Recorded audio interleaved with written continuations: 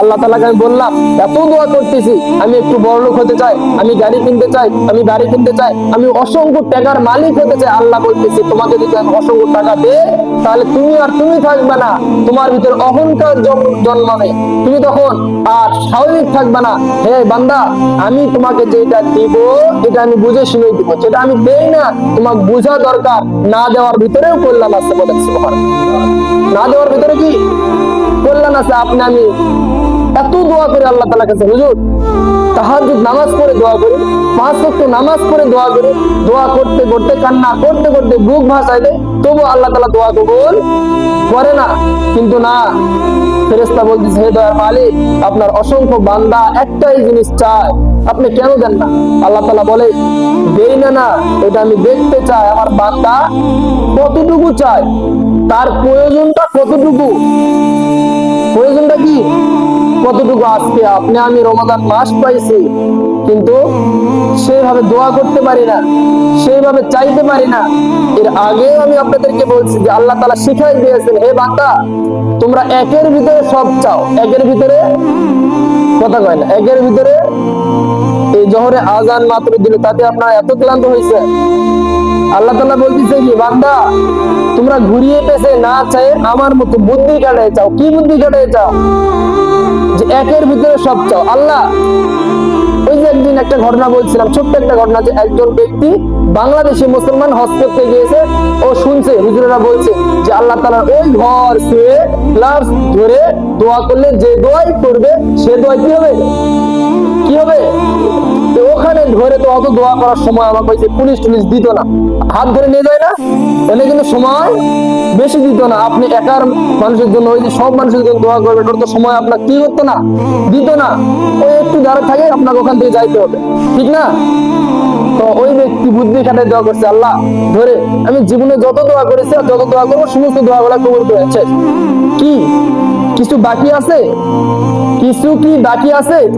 ও মায়ের গর্ভ থেকে পড়া থেকে শুরু করে যত দোয়া করছে, মৃত্যু পর্যন্ত যত দোয়া করবে অগ্রিমটা, তো আল্লাহ তাআলাকে বলে দিচ্ছে আল্লাহ তুমি সমস্ত দোয়াগুলো কবুল করে নিয়ে। কথা বুঝছেন না?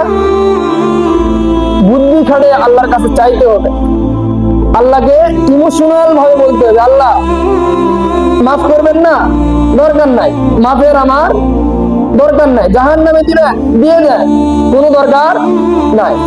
আমি কষ্ট পাবো ওইটা আমি ভাবি না, তার কারণ আল্লাহ আপনি নিজে হাতে আমাকে বানাইছেন, আল্লাহ আপনি নিজে হাতে বানাইছেন। আমি এতটুকু জানি 100 ভাগ রহমত, 100 ভাগ ভালোবাসার মধ্যে 99 ভাগ আপনার কাছে রেখে দিয়েছেন, 1 ভাগ দুনিয়াতে ছিটে দিয়েছেন। এর মধ্যে বাবা যদি মায়ের জন্য মরতে পারে, প্রেমিক যদি প্রেমিকার জন্য মরতে পারে, একটা মানুষ যদি আরেকটা মানুষের জন্য হাত কাটতে পারে, পা কাটতে পারে, মরে যেতে পারে, ট্রেনের নিচে পড়তে পারে, এই ভালোবাসা যদি দুনিয়াতে হয়, তাহলে 99 ভাগ ভালোবাসা আপনার কাছে আছে, মায়া মোহাব্বত আপনার কাছে আছে। আমি এতটুকু দেখতে চাই ওই ভালোবাসাটা কেমন ভালোবাসা। আপনি দয়া মায়া মোহাব্বত করে আমাকে নিজে হাতে কষ্ট করে করে বানাইছেন, মোহাব্বত করে বানাইছেন। দেন জাহান্নামে, আমি জাহান্নামে জ্বলবো, আর আপনি ওই 99 ভাগ ভালোবাসা আপনার ভিতরে রেখে দিয়ে কিভাবে দেখবেন আপনার বান্দা জাহান্নামে জ্বলবে, আপনার বান্দা কষ্ট পাবে, আর আপনি আল্লাহ নিজ চোখে চোখে দেখবেন, কোনো সমস্যা নাই, আপনি খুশি তো আমিও খুশি। বলেন আল্লাহ। আল্লাহ বলবে হে বান্দা আমার থেকেও তুই দয়ালু। এইরকম ভাবে যদি কোনো বান্দা চাইতে পারে, আল্লাহ তাআলা কি ওখানে মাফ না করে রাখবে? মাফ না করে রাখবে? কাল কিয়ামতের দিন আপনার একটা নেকি যদি শর্ট হয়, একটা নেকির জন্য যদি আপনি জান্নাতে যাইতে না পারেন,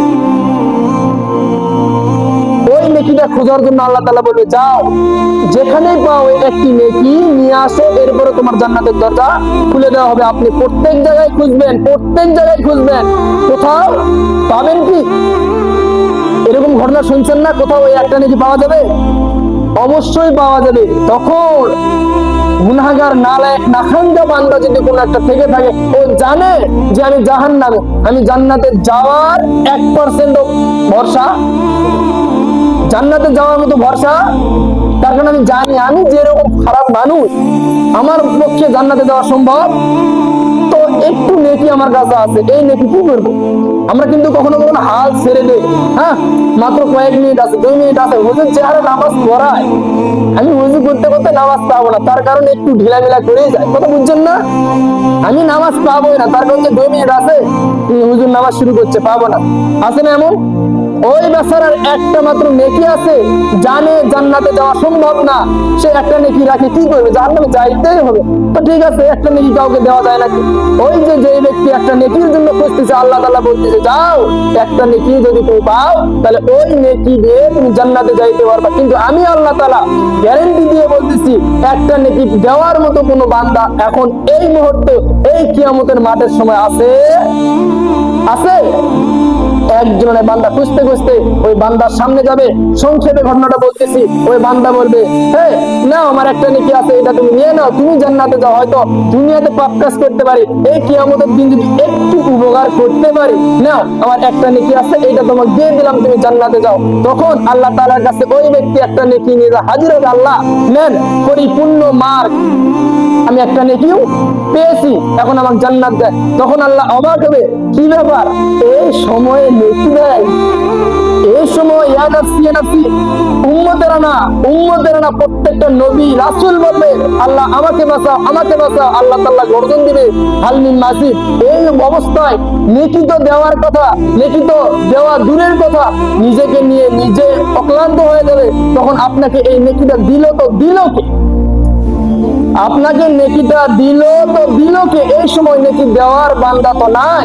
তখন বললো, ঠিক আছে, যে নেকি আপনাকে দিয়েছে তাকে ডাকো। ডাকা হলো, হে বান্দা, আমার থেকে তুই দয়ালু, তার কারণ এই অবস্থায় নেকি দেওয়ার মতো বান্দা কেউ নাই, তুমি কেন নেকি দিলা? আল্লাহ আমি জানি আমি জাহান্নাম, কিন্তু একটা নেকি আছে, দুনিয়াতে কোনো ভালো কাজ করতে পারি না, কিন্তু আমি একটু মায়া মোহাম্মত দয়া হচ্ছে এই সময়, যদি আমার জন্য কোনো বান্দা যদি জান্নাতে যেতে পারে, আমার জন্য যদি কোনো বান্দা সুখে থাকতে পারে, আমার জন্য যদি কোনো বান্দা আযাব থেকে মুক্তি হয়ে শান্তিতে থাকতে পারে, তাহলে আমি বান্দা এই কাজটা কেন করতে পারবো না? এই জন্য আমার কাছে একটাই মাত্র নেকি ছিল, এটা আমি দিয়ে দিয়েছি। বলে সুবহানাল্লাহ। হে বান্দা, তুই যখন এতটাই দয়ালু, এতটাই মায়ালু, আমার থেকেও দয়ালু, যা ওই ব্যক্তির সঙ্গে তোকেও আমি জান্নাতে নসিব করলাম। বলে সুবহানাল্লাহ।